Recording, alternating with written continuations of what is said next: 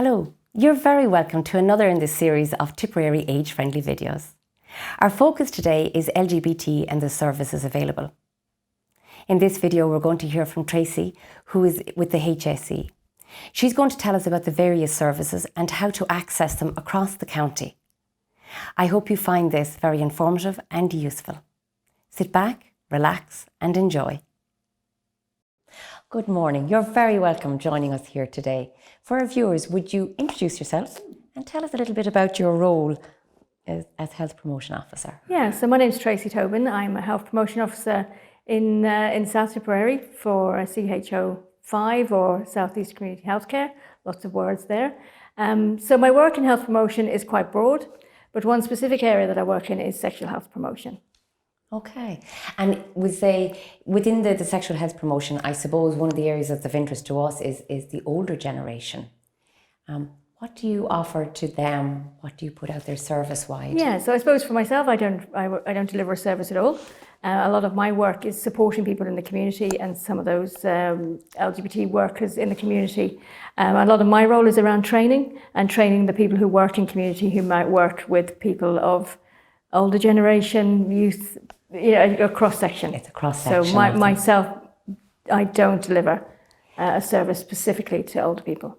And are there many services? You said it's the southeast region that you're involved in. So you cover all of those areas with groups where they would be sending somebody for training? So I would deliver the training, okay, or I would support others to deliver training.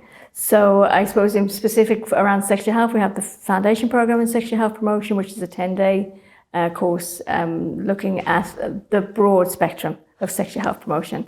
And that's open to anyone who's in a role where they can bring up the topic of sex with their clients, or if they're in a role where they want to start doing that type of work. So the course is very much around building their confidence.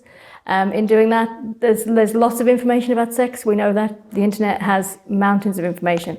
But what we know is what stops people talking about sex or raising the topic about sex is their own discomfort or their own comfort levels about raising that topic. So that's a lot of my role. And I suppose the second part of that is working with the LGBT community or supporting those working with the LGBT community. And do you find that there's more of the older generation, I use the word feeling more comfortable or safer to come forward now and say, I could do with a little bit of support. I've discovered this about myself. I need to start making some changes with my sexuality. I think we know, Suran, really from the research, and I suppose that's really what we can go on. We have our own Irish research, but we also have international research. So the Irish research was done, there was a 2016 study done, LGBT Ireland. And what kind of came out of that was, yes, Ireland has changed a lot. Things have changed in Ireland over the last 30, 40 years. But what we still know is that there's a lot of the background, a lot of Irish history that is still very much ingrained in society. So Ireland, one of the last countries to decriminalise homosexuality, and not until the 90s. So for a lot of people growing up in Ireland at that time, they grew up in a society where it was illegal, it was immoral, it was frowned upon. So we know that there's a lot of people that have grown up in that environment. That's still with us because, 1993 is not that long ago. So we know that, that's still very much part of our society. So for a lot of young people growing up in a society which is more open and understanding, and young people are more open and understanding, maybe there's an ease in identifying differently than heterosexual. As for the older people, they've probably always hidden that. So maybe it may be easier to come out in some areas of society, and for others it's not. Living in rural Ireland, we know it's still quite hard for young people to come out, let alone older people. So I think there's still that struggle for older people to come out and to really name who they are and how they are. We live in a heterosexual society. Look at the paper, look at any magazines. Very difficult to see same-sex couples, anyone who looks different to being very female or very male. We don't see that much in all places where we're looking at those kind of images. We get asked a question, are you married? What's your husband's name? What's your wife's name? We get that asked a lot of us, rather than are you in a relationship or who would be your partner? We just assume people are heterosexual. And so that's something that I suppose part of the training that we're doing is trying to change that that way of thinking that we live in a heterosexual society and everybody is heterosexual. And that's actually just going to go to with the training then. Do you, I suppose I'll use the word, encourage and help and guide those that are attending the training? Yeah. Here's some new terms. Here's a way you can address something. Or yeah. So what was done in the Southeast?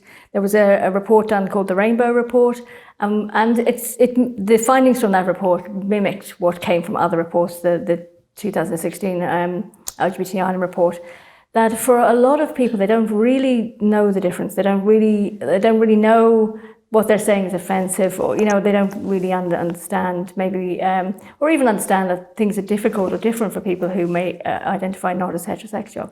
So what we try to encourage is people to kind of just think a little bit outside the box a little bit, and to try and think, how would it be for you, or what's similarly asked of you. Are you constantly being asked, do you have children, and you don't have children? Or what's that like when you respond? So if you're constantly getting asked a question around, you have to say something different, what's that like? So we kind of do that type of exercise to try and just kind of highlight that for people, always being assumed. Or, the other piece is, we try to get people to kind of challenge some of those homosexual or homophobic discussions that happen. So what is it about me when I say, my friend is coming at the weekend, she's gay? Now, I wouldn't say that if my friend was coming at the weekend and she's heterosexual. So, why do we do that? What is it about me that I need to say this about my friend? So it's around challenging some of those kind of things that we say, and why do we say it? So, my friend is coming. That's all we need to know. There's no need to know her sexuality. But somewhere we have that piece of us that sometimes needs to kind of say that bit around somebody. And it's around challenging that. And we've soaked in messages, as you said, it's not that long ago since the rules were changed. So we've soaked in messages without realising it. And next thing, we find ourselves saying something. Absolutely. Like even when we think of, small children, we give those messages out very quickly. So small children, they've started in the creche, or maybe they started in primary school, and it's like, have you got a boyfriend or a girlfriend? Why do we do that? Again, we're making heterosexuality normal, and people in the same sex lesser.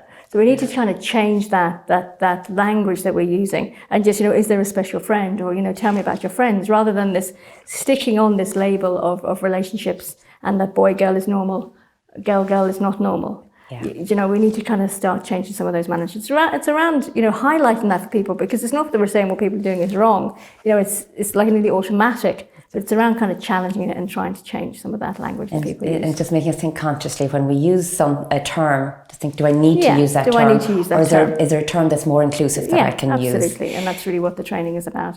What came out of the Rainbow Report, as I was saying, was that we know that there's poor understanding around some of those language issues, but also we know that for a lot of people who identify as LGBT plus, that their experience of working with healthcare professionals was that they didn't feel understood, or that they didn't feel comfortable in maybe even expressing their sexuality. They didn't think it was something they could comfortably talk about, and maybe sometimes it's not appropriate to talk about, but other times there will be health issues maybe that would be important that people would know your sexuality. So what we've developed is a half-day training for healthcare professionals to, I suppose, highlight the issues that we know LGBT plus people experience, but also to highlight that, the difference you can make if you're more approachable, if you're more understanding, if you're less judgmental. So we've put together a half-day training just to kind of highlight that. And so my role, I suppose, was to look at what needed to be in that training, and then to work with the two LGBT workers who are funded by social inclusion to build their capacity to deliver that training. So it's not me delivering the training, it's the two workers who are delivering the training. And with that training, if I can just focus in on that one, did you find it easy, or is it getting easier to get health professionals to come on board for the training? Yeah, it's interestingly, it's fairly easy to get people to come actually. We target, I suppose, specific areas, and we generally can fill the courses. Obviously, COVID has had an impact on how we work, but generally in the past, we've not had a problem in filling the courses, and also we've had people come to us looking for the course. So some groups have come and some companies have come to try. I suppose when people realise that in a company, for example, that may have 1,000 employees, possibly 10% of those may identify as not heterosexual. So that's 100 of their employees. Wow. So it's like how inclusive are we? Yeah. And using things like the rainbow sticker or, things that will highlight to people that they are inclusive, that they're welcome. People who identify as LGBT are very acute and very aware of things that, if they see a rainbow sign, it sends a clear message to them that there's this person here, kind of is open to hearing maybe something I want to say. If I'm in a place where I want to say that now, that's kind of what we're hoping to achieve out of the training. And so we met Jane earlier on, and she was telling us her story and how she was able to use the services that happened. It was in Clonmel, and just started going into the monthly meetings, and then how from there it grew to a whole social outlet. Absolutely. And like we know again from the research that's Irish as well as international research, that what supports people who identify differently is having some supports, meeting other people who already also identify differently. And that in themselves gives them support, makes them to feel more able to accept who they are and how they are. And we know that by having support from members of their own community and people within the services, that that will support them to go on further and just to be who they are and to live fulfilling years. Yeah, and I thought that was the thing I said to Jane. What I heard was she's living life. Absolutely. Okay. And we know because a lot of these messages that we get as children and through society, that a lot of people who identify differently have a higher incidence of suicide ideation, higher incidence of anxiety and depression, higher incidence of self-harm. And we know that's throughout the world. And it makes sense. If I'm growing up in a society that sees, being not heterosexual as different or lesser, then if that's how I'm feeling, it makes sense that I might experience some of these issues. So, I suppose it's around trying to normalize, It doesn't matter who you are or who you fancy. It doesn't matter. You're still a human being. You still have things to offer society. So we need to get that message out and stop getting hung up on, labeling people or, needing to put them in a box. Yeah, or name out loud, this is what they are, when it doesn't really make any difference to me. Yeah, and as you say, it's not putting that tag on. If I use yours, my friend is coming at the weekend, he or she is gay. It's dropping those pieces, and it's becoming a little bit more conscious of how we use our words. Yeah. And, if we need to know information about people, as healthcare professionals do sometimes need to know information, not to assume that just because I'm a female and I have a wedding ring, my partner is a man. That's true. I'm a female, my wedding ring, my partner may well be female. Actually, something else there when you were describing about with the training, and I suppose what's come to my mind is that thing of, if I come to, say, then one of the sessions, if I use again, say, if I go to Clonmel or I go to Nina and they're doing something, probably what I might learn also is how I answer questions where people will ask me, your husband, and I want to say, well, actually, no, my wife. Yeah. And I suppose there's that even, that I'm sure there's a lot of people, how do I answer that myself? How do I say it without being embarrassed? How do I set a boundary maybe as well? And how, absolutely. And I think that's around, when I go to a support group, somebody who needs that support, it's around hearing that messages from other people, how they coped or, what supported them. And even it's, for most people that we're interacting with, they're not trying to cause harm, they're not trying to upset, even though that's what might be my felt response. But it is really around, if somebody asks me that question, how do I say it without telling them off? So there's that two-way thing, isn't it? Or me as a health professional to say, oh God, I'm really sorry, I didn't mean to do that. It's like, how do I respond as a health professional and say, I shouldn't have assumed that, or whatever the response might be. So it's a two-way thing. It's a two-way thing. And I think that's actually a really nice thing as well. It is also, as a health professional, or if you've come into a company and we've done a workshop, say a half-day workshop, that I can maybe spot when I've said something that has hurt somebody's feelings and say, actually, I didn't mean to say it that way.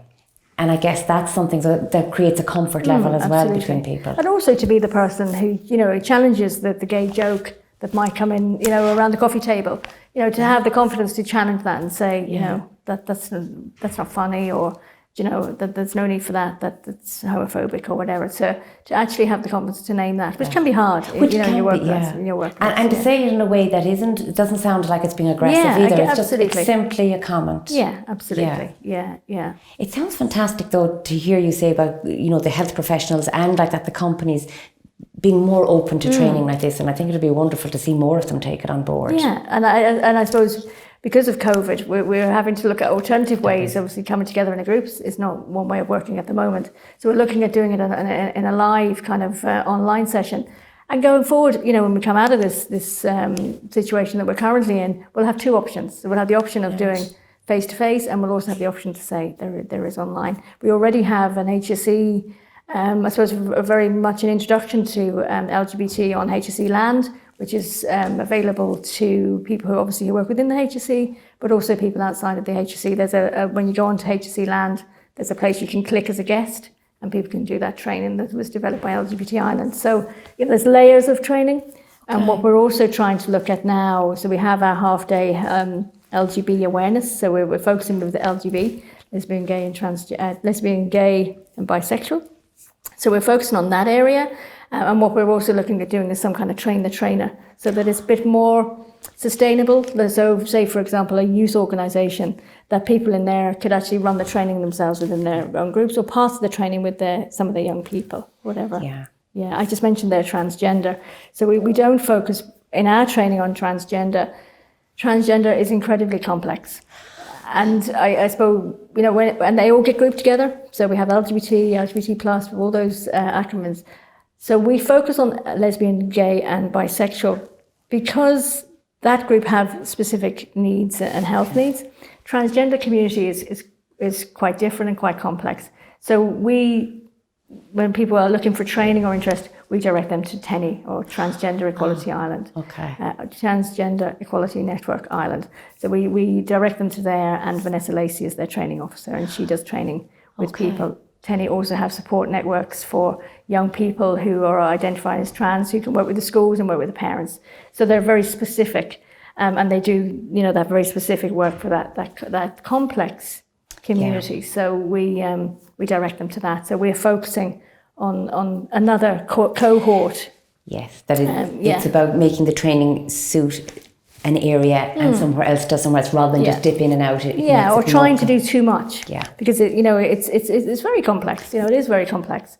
You know, just even for people who don't identify as, you know, binary. So people who focus as non-binary, again, it's another whole area, and you know, you can get kind of caught up in the language, and it's a bit about language, but there's also the bit where you know, break it down. What does it actually mean? If you're interacting with that person, does it really matter? Yes. You know, so we kind of try to make it simpler. Yeah, because I even find myself sometimes when I go into work with a group, do you say good morning, ladies and gentlemen? Do you? And we can get caught up then in. So sometimes just go, I don't know what to say right now. But again, it's learning even to be comfortable with that, and asking how would you like to be addressed, I think is probably. And absolutely, like for a lot of people, they get kind of worried. I'm going to say the wrong thing. I'm gonna say the wrong thing, and so, you know, this are they she, he, they, you know, get kind of confused. And you know, if you just ask the person, how would you like me to address you? It breaks that barrier down. And you know, another way of doing that is constantly using somebody's name rather than, you know, Peter said, you know, rather than he said, Peter said. You know, it kind of can break that down. And again, it's all those little changes that we make that make all the difference to be inclusive. Absolutely, yeah. And sometimes it is a matter of having to just slow down a little bit and think, what do I need to say? Do I need to say good morning, ladies and gentlemen? Maybe I don't need to say that at all. Good morning, everyone. You know, isn't that enough? So sometimes it is just a matter of just thinking, why am I saying and why am I saying it? So sometimes it's just a matter of as you say, stopping for a moment. Stopping and just thinking. Well, what you do is so interesting also in that, looking at how can we help others help others. Absolutely. Yeah, and I suppose, you know, I'm a healthcare professional. My background is working as a nurse. But for me to support somebody who may be identifying sexuality, their sexuality might be different to mine, it's probably easier for me to support them if I'm maybe identifying differently. So that's why the support groups run by people from members of that community are so much more effective. Because I haven't experienced that homophobia. I haven't experienced how it might be to be, you know, living or growing up in Ireland or living in Ireland as somebody of a minority group, whereas somebody else has that experience. So, you know, I don't know what it's like to be laughed at or pointed out or whispered about because of my sexuality, whereas somebody else has that experience, so they can link with that. Or even just to be in the body where you think, I feel differently to maybe what my peers are feeling, you know, and I have no idea what that's like. So, you know, we know that when you get support from somebody who's lived that and that lived experience, then there's more, I suppose there's more genuine support available. Yeah. So we met Gerard and we met Joanne earlier on. So I presume there's, I'll say, a Gerard and a Joanne across the country, really. Yeah, and there will be difference, I suppose, as we know with a lot of services, they are quite different, and certainly there are some areas with very good services and some without. So certainly in Limerick there'd be Gosh, who would be a community-based sexual health centre which cover a huge range of things. But certainly do supports for people who identify LGBT. Also down in Cork, there'd be the Sexual Health Centre. In Galway, there's Sexual Health West. Obviously in Dublin, we have another story altogether in Dublin with a good few LGBT support groups. Tenia based in Dublin, LGBT Ireland are based in Dublin. So again, down in the southeast, we have Gerard. And he's not replicated across the other communities at the moment, the other counties at the moment. So I'd love to say yes, there's a Gerard and Joanne in every county, but at the moment there's not. So but hopefully the changes are coming into place with the training that is involved. I suppose community centres, other groups would say let's have somebody with their qualifications. And I suppose, you know, support may be given in other ways as well. So we kind of know that it's not always, you know, going to be exactly the same in every region, but, you know, support is available through various streams. And certainly, you know, some of those national bodies, of which there's a lot, you know, do a lot of kind of outreach that kind of works. So there's a lot of supports available for people, which I suppose are easily findable, and they are on the leaflet that we put together. Together as well. Yeah, so those contacts are there. As we close up, is there any advice that you would give anybody watching here today who says, you know, I think maybe it's time to go knock on that door? Or yeah, and I think that's a really good point, because I think, you know, we can easily say there's a support group here, there's a helpline here, and, you know, there's you know, somebody you can go and talk to there. It's very easy to have that, and they're out there and they do brilliant work. Taking that first step is the really hard thing for a lot of people, particularly if I'm not sure what's the reaction going to be like. Are they going to like me? Are they going to believe me? You know, all those things that you know, maybe they've experienced all their life. But I suppose from my own experience of working with Gerard and Joanne and other people who do that kind of work, is that they're only there to support you. They're only there to try and make things a little bit better for you. So I would just say, just take the chance and give the phone a go and meet up with them. Gerard, I know, and Jane would say herself, you know, they meet people on a one-to-one, chat with them on the phone if need be, meet them face-to-face when they can, before they even suggest, let's walk into a room full of people, because that's a huge ask. So I think, you know, it is that, you know, taking the steps as you need to take them, rather than saying there's a support group on a Thursday evening, just walk into that centre, off you go.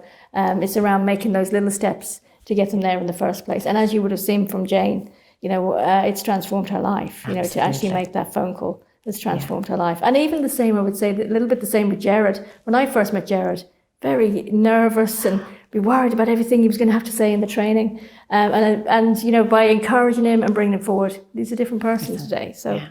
And so it's just to make the call and go at your own pace. Yeah, that's really wonderful. Thank you so much, Tracy. I really appreciate it. You're welcome. Thank you very much for joining us for today's video. I hope you found the information useful and helpful. The services across the county are really amazing, and as everybody interviewed today has said, access them. They're there to support you and help you in any way that they can.